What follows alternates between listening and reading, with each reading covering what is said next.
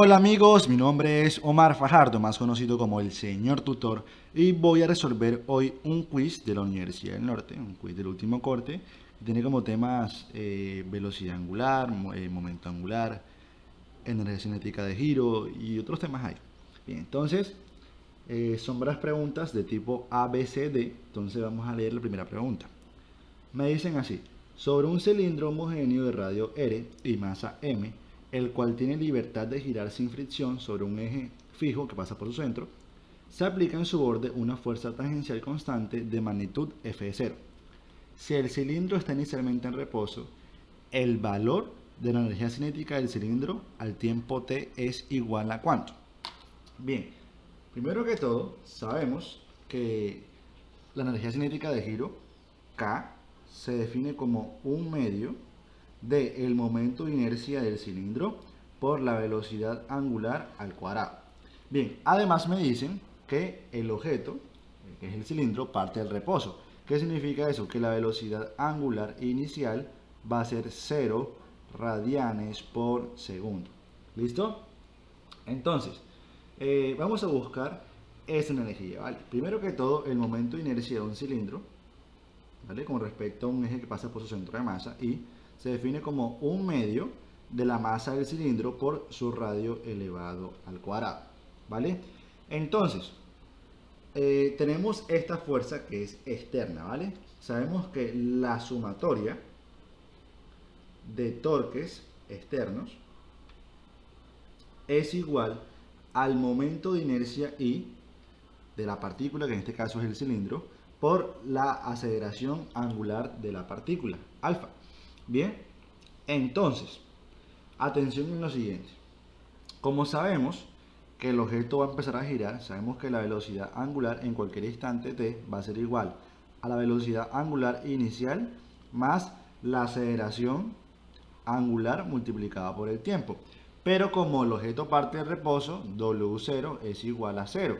O sea que me quedaría que W es igual a alfa por T. Es decir, que alfa es igual a W sobre T. Bien, entonces esto va a ser igual a I por alfa, que es W sobre T. ¿Listo? Bien, entonces, ahora el torque que hace la fuerza F de 0 va a ser F de 0 por el brazo de palanca, que es la distancia que hay, ojo, perpendicular, que hay desde el vector fuerza hasta el eje de giro, que es este. Entonces la distancia que hay aquí es el radio del cilindro, o sea que va a ser F de 0 por R, que es el torque.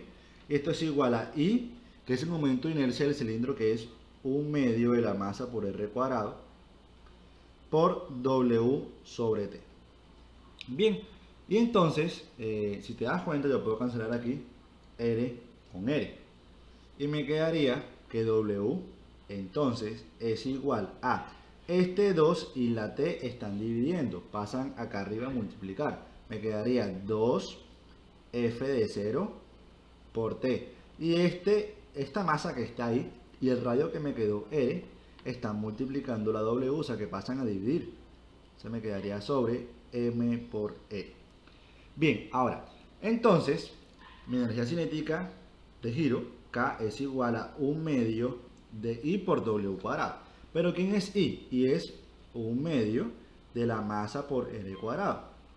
Por W cuadrado, pero como W es esto, entonces eso al cuadrado sería 2 al cuadrado, que es 4, F de 0 al cuadrado, T cuadrado sobre M cuadrado por R cuadrado.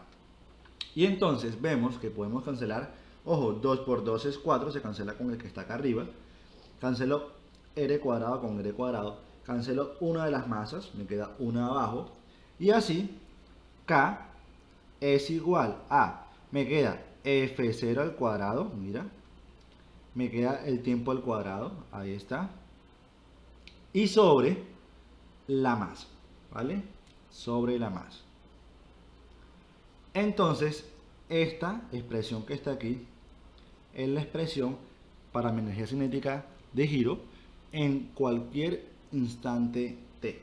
Por lo tanto, la respuesta correcta, ¿cuál es?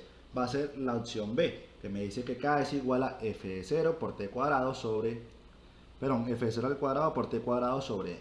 Bien, entonces vamos al siguiente ejercicio. Dos objetos S1 y S2 son puestos a girar en un plano horizontal en torno a un mismo eje E. El objeto S1 tiene el doble de masa, pero la mitad del radio de giro que S2. El momento de inercia de S1 con respecto a S2 es, entonces me dan varias opciones. Imaginemos que tenemos, vamos a hacer aquí con la regla. Vamos a hacerlo por acá abajito, ahí. Un eje horizontal, ¿vale? Y pues por aquí está el eje de giro, por ahí pasa el eje de giro, mejor por acá, ese es el eje de giro. Tengo una partícula aquí, S1 y otra S2, ¿vale? Entonces esto es S1 y esto es S2, dos objetos. El objeto S1 tiene el doble de masa que S2. Supongamos, por ejemplo, que la masa de S2 es M. Por lo tanto, la masa de S1, como es el doble, va a ser 2 veces M. Bien. Ahora, el radio de giro de S1 es la mitad del de S2. Por lo tanto, yo diré que si el radio de giro de S2, por ejemplo, es 2R, entonces el de S1, como es la mitad, debe ser R. ¿Vale? Ahí jugué con eso. Debe ser R. Entonces, sabemos que el momento de inercia, bueno, suponemos que los objetos son partículas puntuales. El momento de inercia de una partícula puntual con respecto a un eje de giro va a ser la masa por R cuadrado. Entonces la masa de S1, aquí pondré I de S1, va a ser igual a la masa de S1, que es 2M por R cuadrado, pero como R es R, sería R cuadrado. El momento de inercia de S2 va a ser igual la masa de S2, que es M, por el radio al cuadrado, pero como el radio es 2R, sabemos que 2R al cuadrado sería 4R cuadrado, o sea, me quedaría 4mR cuadrado. Pero sabemos que 4mR cuadrado es 2 veces mR cuadrado, ¿vale? Porque 2 por 2 es 4.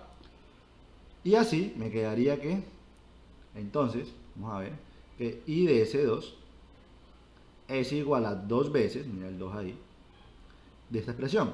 Pero eso que está ahí es exactamente lo que es I de S1. O sea, me quedaría 2 veces I de S1. Y así el momento de inercia del objeto número 1 es igual al del objeto número 2 partido por 2. O sea, pasa este 2 de multiplicar a dividir. Y aquí tengo la relación entre los momentos de inercia. Recuerden, el momento de inercia de una partícula puntual con respecto a un eje va a ser la masa por R cuadrado, donde R es la distancia perpendicular que hay desde la partícula hasta el eje de giro. Y listo. Entonces, vamos al siguiente ejercicio. Bien, este problema dice así: una barra uniforme de longitud L y masa M, que gira libremente alrededor de una bisagra sin fricción, se suelta desde el reposo en la posición horizontal, como se muestra en la figura. La rapidez angular de la barra y la velocidad del centro de masa en la posición vertical son respectivamente ¿cuánto? Pues me dan varias opciones y pues sabemos lo siguiente. Mira, primero que todo vamos a hacer el diagrama cuerpo libre de la barra. Tenemos aquí, como es uniforme, en el centro de masa, en la mitad, hacia abajo va el peso, que es masa por gravedad, el peso de la varilla, de la barra. Y tengo en el punto O, como tengo una bisagra, tengo, se supone, dos reacciones, una reacción horizontal y una vertical. Pero si tú sabes un poquito de equilibrio, sabes que no hay ninguna fuerza en el eje X, por lo tanto la única reacción que tengo en el punto O es una reacción vertical que iría hacia arriba para contrarrestar el peso. Bien, entonces vamos a ver lo siguiente. Sabemos, ojo, sabemos que la energía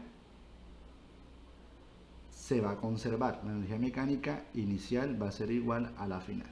¿Y eso por qué? Porque no hay fricción.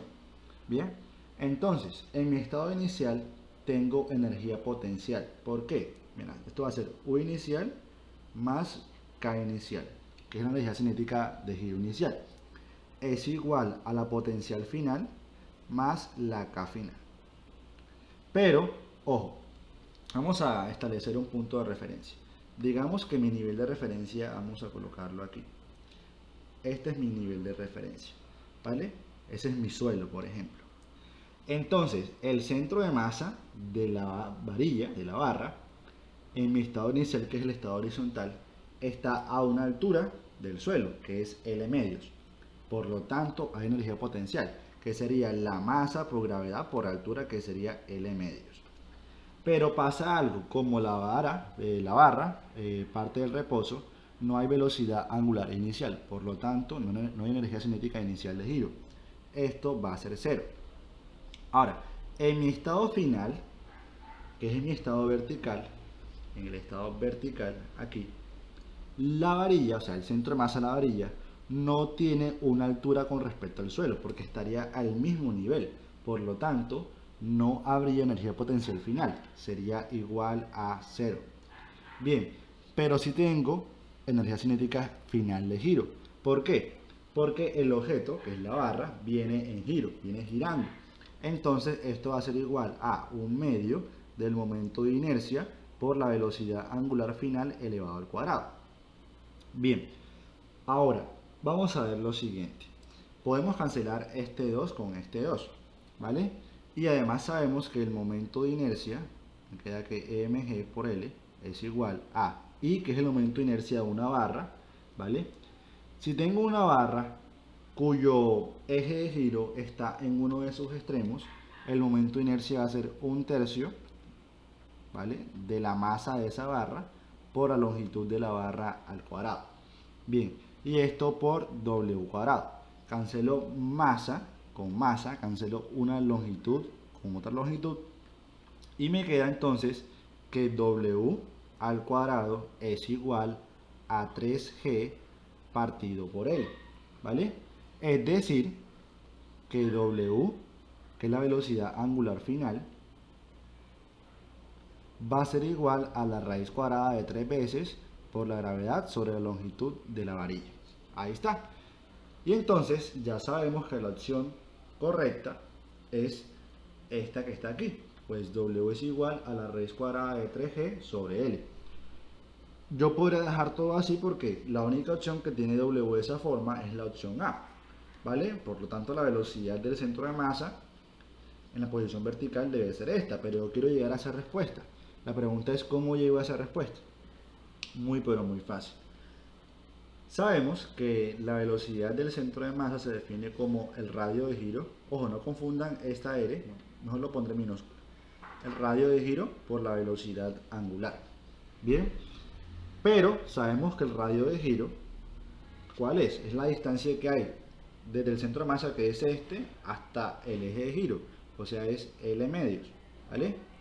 Entonces va a ser B es igual a L medios por W, que es la raíz cuadrada de 3G partido por L. Pero B sería igual entonces a ¿qué? A un medio. Para yo poder meter esta longitud L dentro de esta raíz cuadrada, debo elevarlo al cuadrado, ¿vale? Entonces sería la raíz cuadrada de 3G L cuadrado partido por este L. Fíjate que para poder meter este L dentro de la raíz cuadrada lo elevé al cuadrado y listo. Y entonces me quedaría que B es igual a un medio de la raíz cuadrada de 3G multiplicado por L. Pues cancelo una L con una acá arriba. Y listo. Entonces ya tengo las opciones correctas. La respuesta correcta es la opción A, ¿vale? Entonces, chicos, espero que les haya gustado mucho. Vamos a la siguiente pregunta. La figura muestra una fuerza P que se aplica a un extremo de una palanca de longitud L. ¿Cuál es la magnitud de la torca de esta fuerza con respecto al punto A? Muy pero muy sencillo esta pregunta, porque sabemos que la torca o el torque se define como la fuerza aplicada multiplicado por el brazo de palanca R o simplemente D, ¿vale? Fuerza multiplicado por el brazo de palanca, esa va a ser la magnitud del torque. Entonces, la fuerza que estoy aplicando aquí es la fuerza P, ¿vale? Es la fuerza P, o sea que el torque va a ser igual a la fuerza P por el brazo de palanca. El brazo de palanca es la distancia perpendicular que hay desde la línea de fuerza, mira, esta es mi fuerza. Por lo tanto, mi línea de fuerza es una línea paralela a ese vector. O sea, la extiendo. Esta es mi línea de fuerza. Ahí está. El torque, perdón, el brazo de palanca va a ser la distancia perpendicular que hay desde el eje de giro, que es el punto A en este caso, este punto que está aquí, hasta mi línea de fuerza. ¿Vale? O sea, mi distancia perpendicular va a ser esta que está aquí, la cual forma un ángulo de 90 grados. Esa es mi distancia perpendicular. Entonces, ¿qué distancia D es esa? ¿Cuánto vale? Pues muy fácil. Sabemos que esto es L y esto que está aquí es θ. Entonces, si yo aplico, por ejemplo, el coseno de θ, esto es igual a mi lado adyacente, que es D, sobre hipotenusa, que va a ser L. Y así D es igual a L por coseno de θ. O sea que el torque va a ser, ojo, la magnitud del torque va a ser P, que es la fuerza aplicada por el brazo de palanca D, que es L por coseno de θ. Y tengo que la magnitud es esta que está aquí, es decir, la opción B, ¿vale? P por L por el coseno de θ. Vamos entonces al siguiente ejercicio. Tenemos la siguiente pregunta.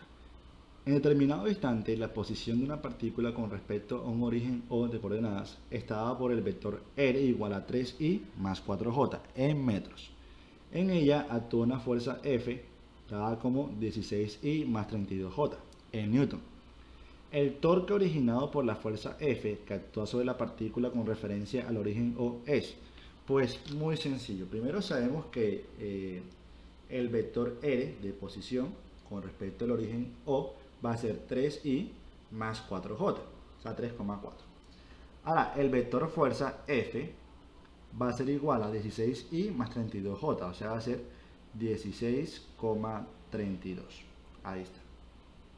Bien, entonces el torque, dado como vector, se define como el producto cruz entre el vector posición y el vector fuerza, o sea va a ser R cruz F.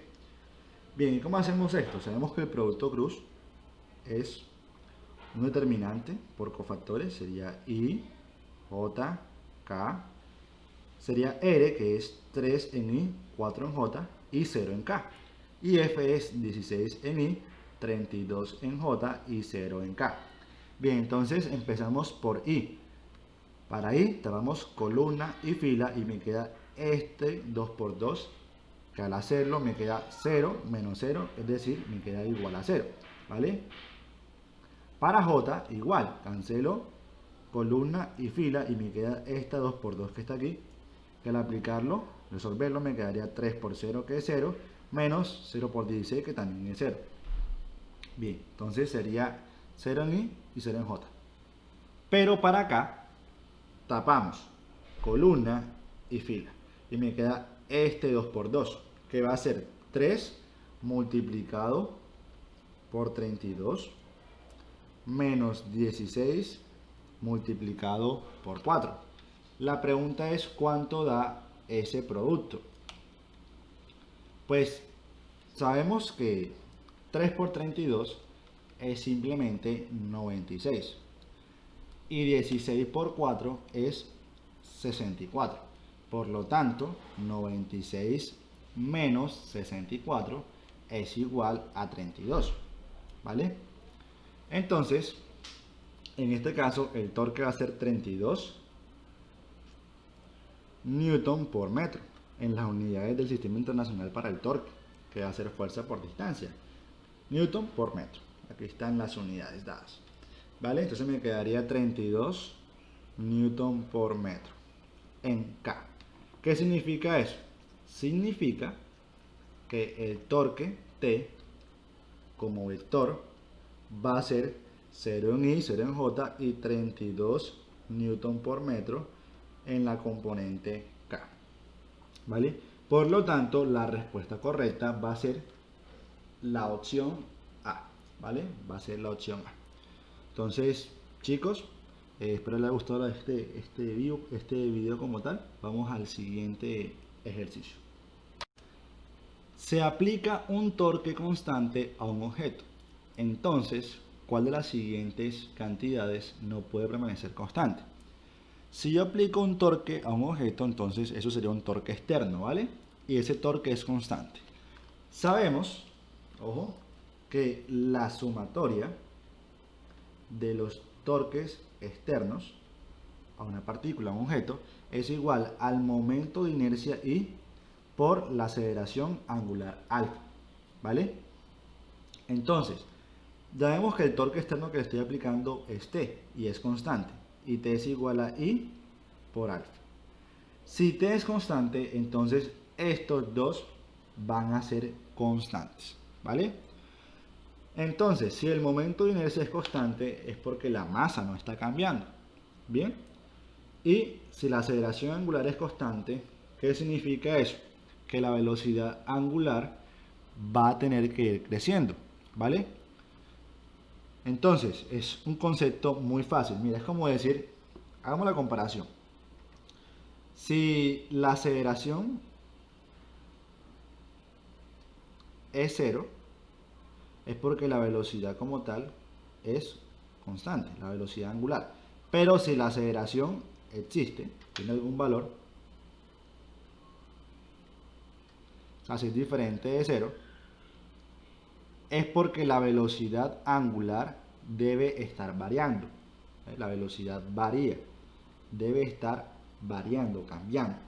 Por lo tanto, aquí me dicen, ¿cuál de las siguientes cantidades no puede permanecer constante? Entonces, la masa permanece constante, al igual que el momento de inercia, al igual que la aceleración angular. Lo que está cambiando, lo que está variando es la velocidad angular. Lo acabamos de demostrar y verificar. Bien, vamos a la siguiente pregunta. Dos cilindros huecos tienen los mismos radios internos y externos, así como la misma masa.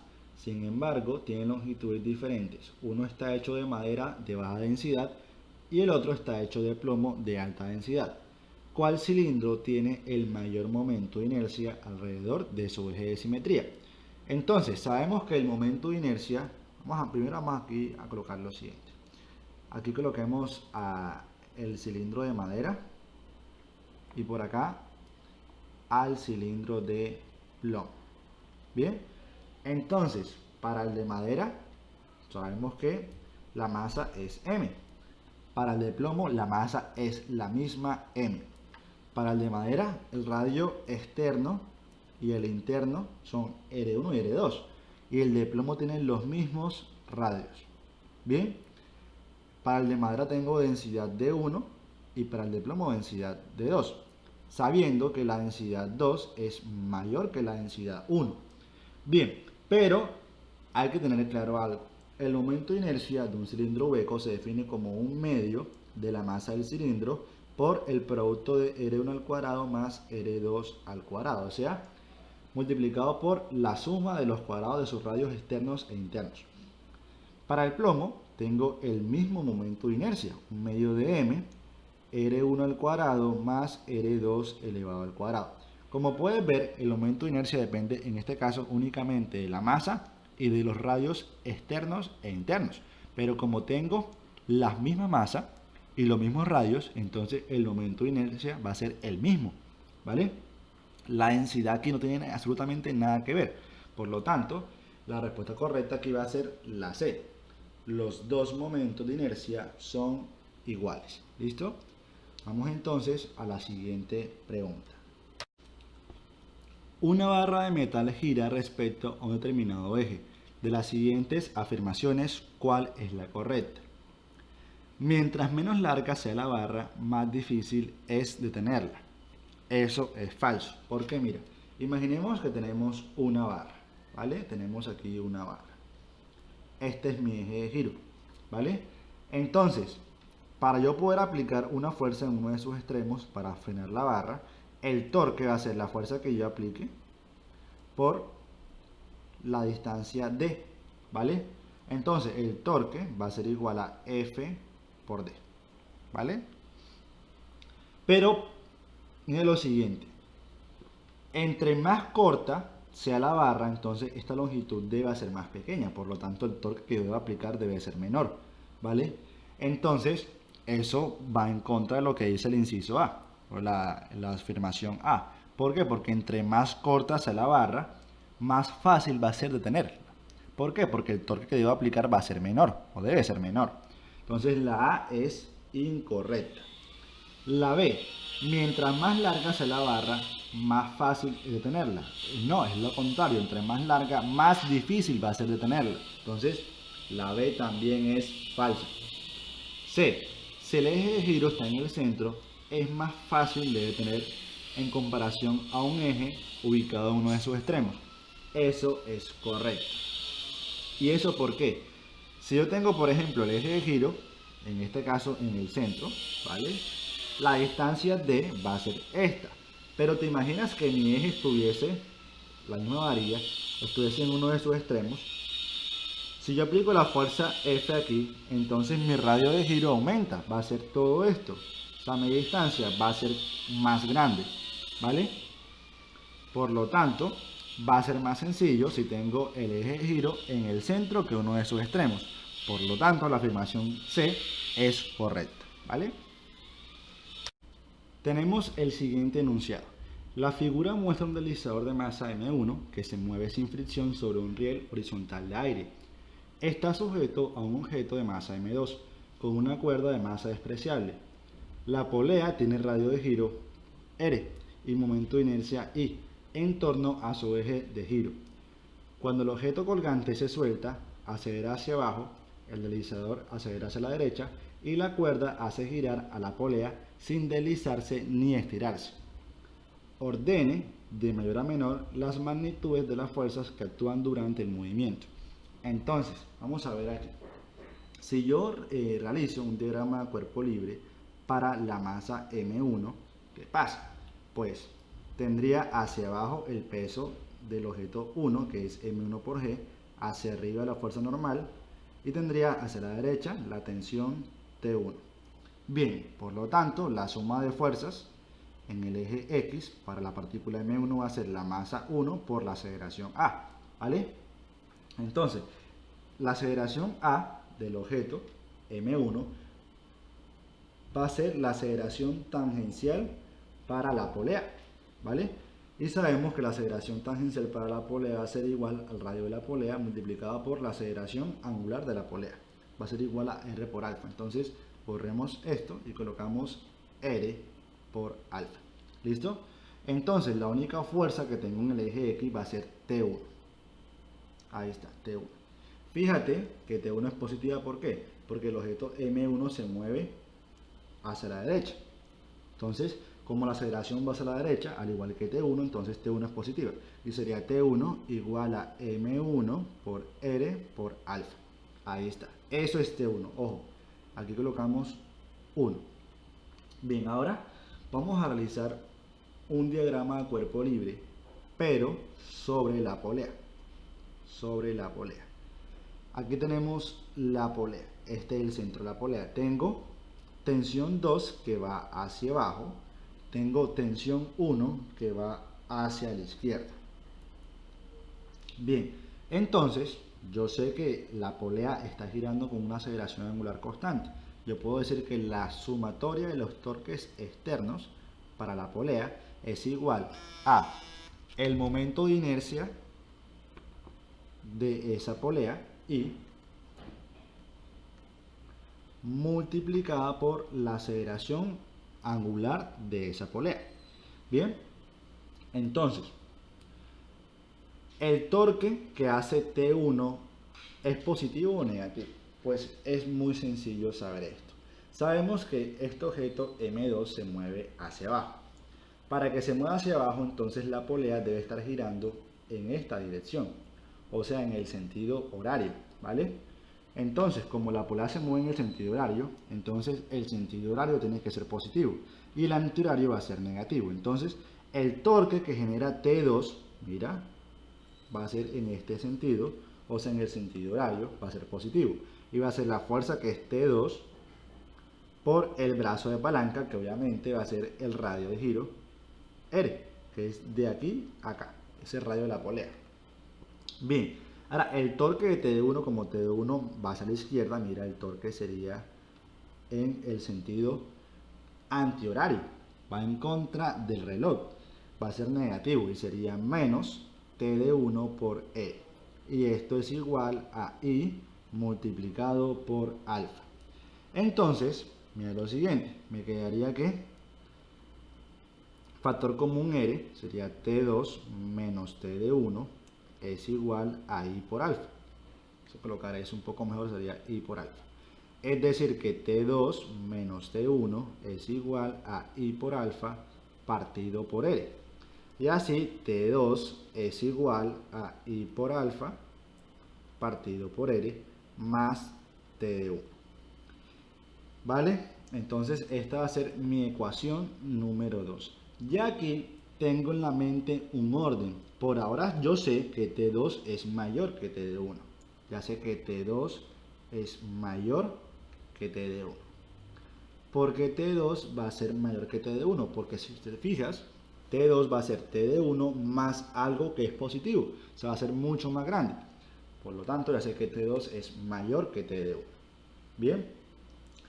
Entonces, por ahora, las únicas opciones que tienen a t2 por encima de t de 1 son la opción A y la opción B. Entonces, la respuesta debe estar entre esas dos. Pero ahora vamos a hacer el diagrama de cuerpo libre, pero sobre la partícula de masa M2. Entonces, tendría hacia abajo el peso del cilindro 2, que es M2 por gravedad, hacia arriba tensión número 2, ¿vale? Entonces, sabemos que el objeto se mueve hacia abajo, o sea, la aceleración va hacia abajo. Entonces, lo que va hacia abajo es positivo y lo que va hacia arriba es negativo. Entonces, la suma de fuerzas en el eje Y es igual a la masa 2 multiplicado por la aceleración tangencial A, que es igual a R por alfa. Ahí está. Entonces me quedaría M2G hacia abajo positivo menos T2, y esto es igual a M2R por alfa. Es decir que M2G es igual a M2R por alfa más tensión número 2. ¿Qué significa eso? Que el peso del bloque 2 va a ser la tensión 2 más algo positivo. ¿Qué significa eso? Que el peso 2 va a ser mayor que mi tensión 2, ¿vale? Pero ahorita dije que mi tensión 2 era mayor que T de 1, entonces esto va a ser mayor que T de 1. Por lo tanto, el orden va a ser M2G, T2, T de 1. Están ordenados de mayor a menor. Por lo tanto, la opción correcta va a ser la opción A. ¿Listo? Entonces, chicos, espero que les haya gustado mucho este video, espero hayan entendido. No se les olvide activar la campanita, suscribirse, dejar su like y compartir este video con todos sus compañeros, amigos y conocidos. ¿Vale? Hasta luego.